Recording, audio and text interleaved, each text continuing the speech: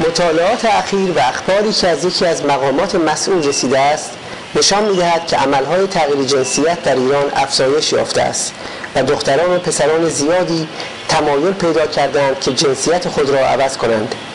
موضوع در جلسات به قدری آرام و مبهم مطرح شد که عکس‌العمل‌های پیرامون آن به دشواری مجال بروز یافت و صلاح دانسته شد که بازتاب و انعکاسی نداشته باشد.